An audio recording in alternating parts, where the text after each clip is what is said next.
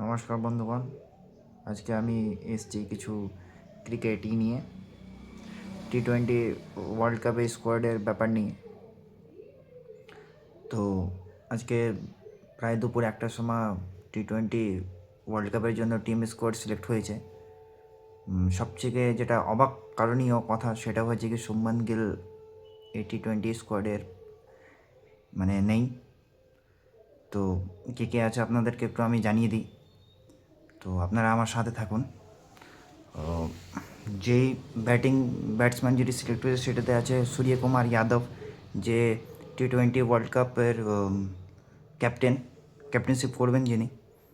তারপরে তিলক বর্মা, রিঙ্কু সিং, আর আপনার অলরাউন্ডারে আছে অভিষেক শর্মা, হার্দিক পান্ডিয়া। যাক, অনেক ভালো লাগলো কি হার্দিক পান্ডিয়া সিলেক্ট হয়েছে। কালকেও উনি ভালো একটা পারফরমেন্স দিয়েছেন সাউথ আফ্রিকার খেলাপে।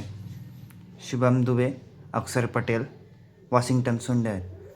আর উইকেট কিপারে দুজন সিলেক্ট হয়েছে, যিনি হয়েছেন সঞ্জু স্যামসং আর ঈশান্ত কিষান।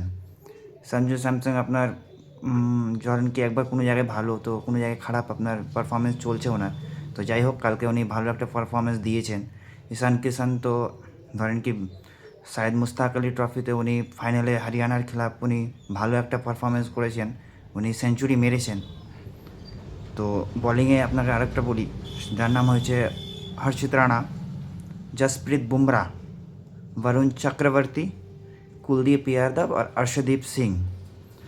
টোটাল স্কোয়াডে আপনার ধরেন কি ব্যাটসম্যান আপনার 3টা, বলার হয়েছে অলরাউন্ডারে হয়েছে বলার বলছি অলরাউন্ডারে হয়েছে আপনার 5টা, উইকেট কিপারে আপনার আছে 2টো, আর বলিং লাইন আপে আছে আপনার 5জন।